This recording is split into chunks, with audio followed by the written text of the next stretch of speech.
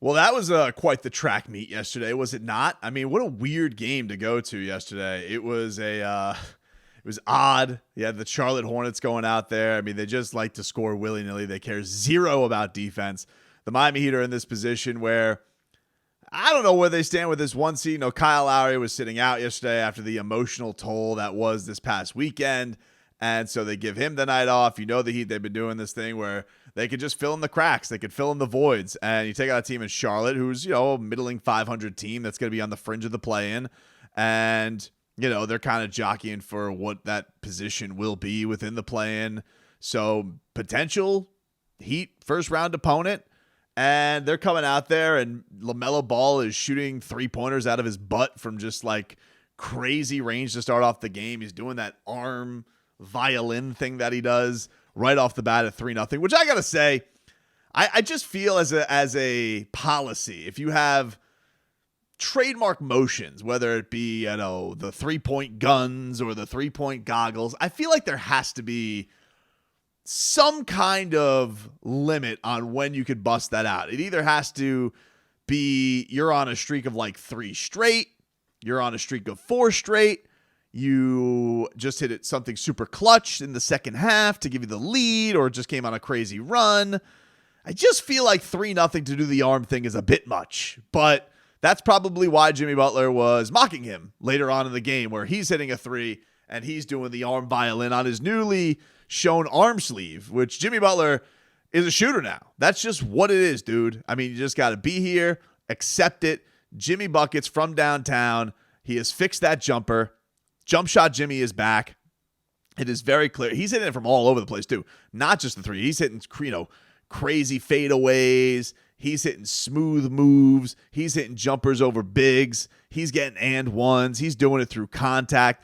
And listen, he says after the game, he goes, yeah, people are encouraging me, but I'm doing this by choice. Has there been an emphasis for you to shoot more threes, and what do you think it does for the offense when you're taking them in rhythm and when defenses give that shot to you? No, there's not more emphasis. If I choose to shoot it, I'll shoot it. Yeah, everybody's yelling at me to shoot more threes, which I can, but I like to play bully ball, and I like to run into people and see who's stronger. That's just the way I play. Are you going to keep the shooting sleeve? Today I wear a shooting sleeve and an armband, so I was like AI with a mix of Luka. I was.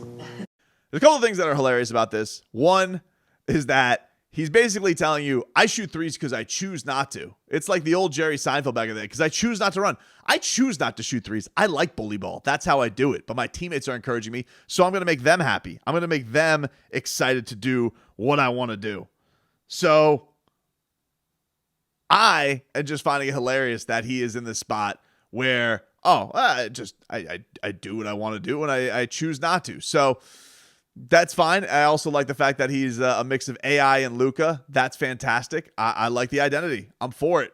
I'm for the arm sleeve. I like jump shot Jimmy. I like the fact that this guy is in the zone right now. I mean, the Heat really right now in a 3-point zone are crazy. You don't know who it's going to be in the grab bag of deliciousness that is Tres Leches, because Duncan Robinson yesterday with, I don't want to call it a vintage performance. I always hated when people did that with Dwayne Wade, where Dwayne Wade would be 29 years old and people would go, oh, that was vintage Flash. It's like, dude, all right, what? Because he did something when he was 23? Let's calm down on calling Dwayne Wade vintage before he's on the other side of 30. So I don't want to do that with Duncan Robinson, but it was nice to see, he's had this roller coaster of playing time. And admittedly, I was looking at him this past game and I'm like, 13 minutes in a game where you're so thin, Victor Oladipo's balling out like that. Where are his minutes going to be? Where are they going to be? Are they starting to wane? And for him to come out and have a performance like that, a couple interesting things is, one, he has a performance like that, which shows you what a dangerous weapon he can be off the bench. Max Strus had a good game. It's not like Max Strus comes out. He was hitting from LaMelo land early on to start things off for the Miami Heat, but he shows you how ignitable, how dangerous he can be, especially in these key runs to really get you back in. And the Heat, listen, you need to go shot for shot with that team, because the Heat were getting no resistance at the rim. And the only thing that really was keeping them in it was the fact that they were shooting crazy from 3. So that was all up until the fourth quarter when all hell broke loose. it was just good to see Duncan have a performance like that and for him to, stay mentally strong through all of this. The interesting thing with Victor is no playing time. They really went with Caleb Martin getting that time, and with with Gabe Vincent being back and Jimmy Butler being back. So it really went back to no Victor Oladipo after his best performance of the year, and he's putting stunt on these bleeps on Instagram, and it was basically, I've always been here. And some people were saying like he sounded a little bit salty after the Raptors game. I don't know. Maybe that's at a Heat organization thing. I think it's just frustration in general of his situation. I don't think that, and I don't know, but I don't know if there's a Heat promise that he was definitely going to be in a key role. I think they were going to see, and be honest with you, like the Heat were rolling as good as it was, and they still really tried to fit a square peg into a round hole when it came to his playing time, like just find it in any way possible. So I don't know. I was finding it interesting that he, that he went back to DNP, but the explanation was afterwards, that they were kind of going with what was working before Toronto. Toronto was a weird game, and that was that when it comes to why Victor Oladipo wasn't out there. But that was the one of the interesting, really the only drama that came out of this one, other than PJ Tucker, who did tweak his calf. Hopefully, he's going to be fine. Give him a couple days off to be all right. Morris wasn't available yesterday, but you need PJ that energy that he brings, whether it be spilling tea on Jason Jackson or giving you the tip-ins or getting the rebounds with that sick floater, or the corner three was back yesterday too. So he had it all. He really had it all going. It was a shame to see that cut short yesterday. But I think in this one, once again, the guy who shines above it all is Tyler Herro.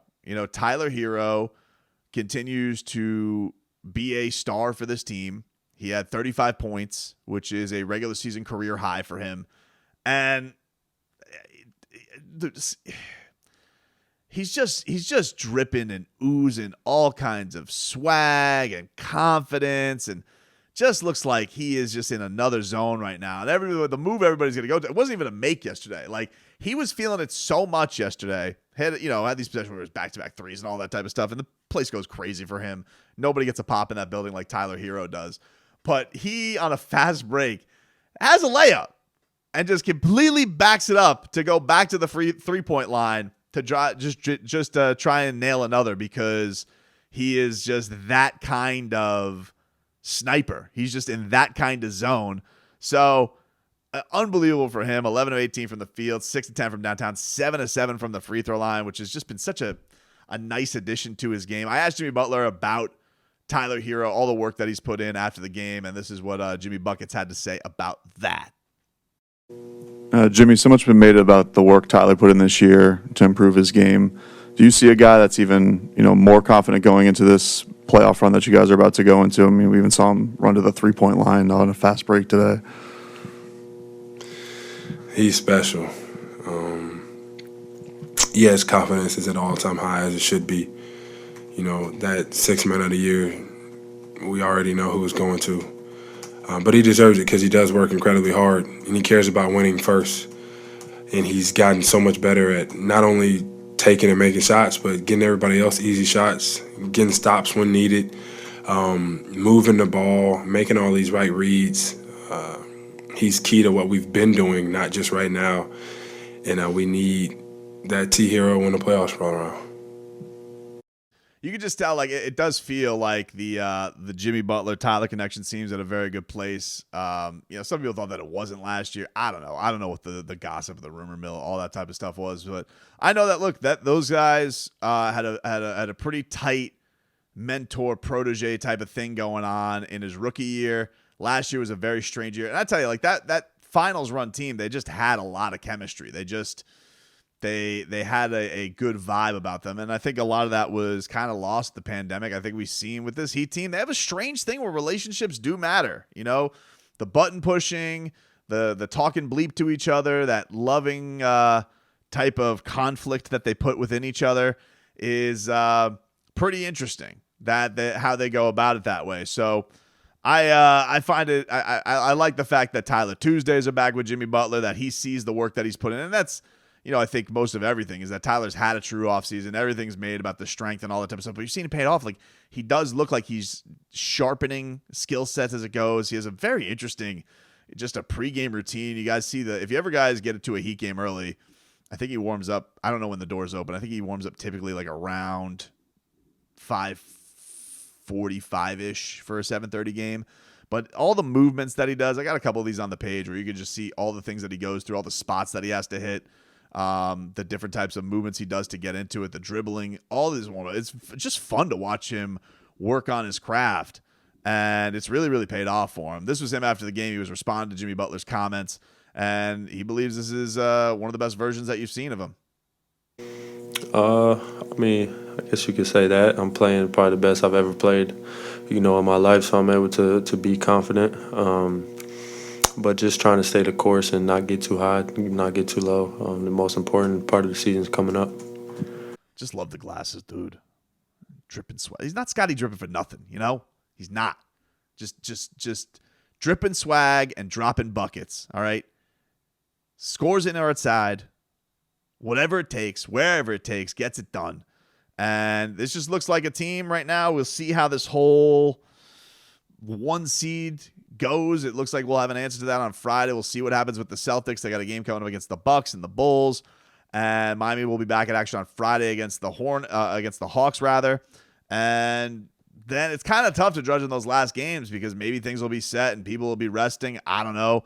Kyle Lowry was wearing a Masters hat yesterday. I wouldn't be surprised if he, goes up and tries to take a trip to the Masters if possible, if things are locked up. So I just think that it's one of those things where for me, this team has been able to do so many good things about putting any type of conflict that they had in the past.